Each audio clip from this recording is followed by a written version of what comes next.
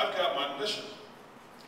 I am, as Bill Marino, who was then the city editor of the Philadelphia Inquirer, said,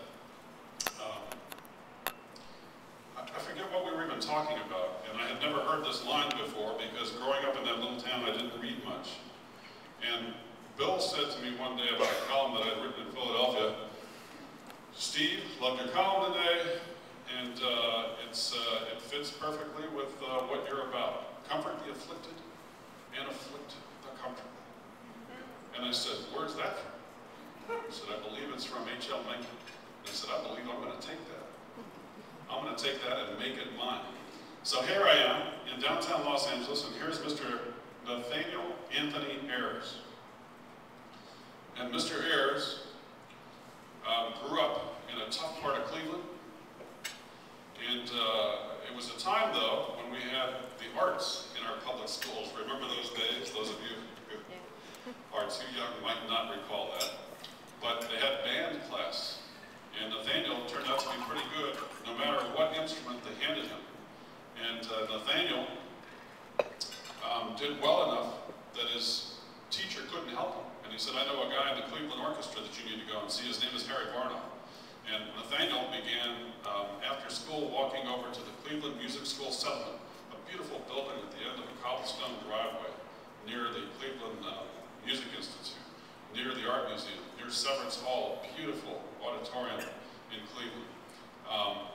Very close to Case Western. It's just a gorgeous area, and Nathaniel would leave his tough neighborhood and go to the Cleveland Music School Settlement, and this gentleman who had played string bass in the Cleveland Orchestra for over 40 years was his teacher. And Nathaniel had a knack. And Mr. Barnoff was so impressed, he said, "You could have a future in this." And Nathaniel said, "Well, where did you go to school?" And he said, "I went to Juilliard." And Nathaniel said, "Okay, good, I want to go to Juilliard." And Mr. Barnoff said, "Look, you've gotten into this kind of late. Not everybody gets into Juilliard, but if you really, really, really work hard and want to make this your life, maybe Ohio University, maybe get a music scholarship there." So Nathaniel played his ass off, and he got a scholarship to Ohio University, and it went really well. And the problem was that he kept thinking about Mr. Barnoff going to Juilliard, and he wanted that too. So he flew student standby to New York City, carrying his bass that his mother bought for about $200 in Cleveland, used. Got off an airplane, took a cab to Juilliard, went in for an audition that he had managed to set up, and he nailed the audition. And they said, "Mr. Ayers, you need to go back to Ohio University and begin packing your bags. You're going to be at the Aspen Music Festival this summer, playing with all of your future classmates and teachers. And then in the fall, you're going to move to New York and you're going to be on a scholarship." So Nathaniel goes to Juilliard. As far as I could tell in my research and going through files at Juilliard, he was the only African American in the classical music program. And that brought some pressures. But he was doing extremely well. And although he missed home, and although the pressure was incredible, he was excelling. And as I went back through his transcripts, they let me go through his file when I was doing research for the book. And the little comments from his little auditions were just such an inspiration. This guy is going places.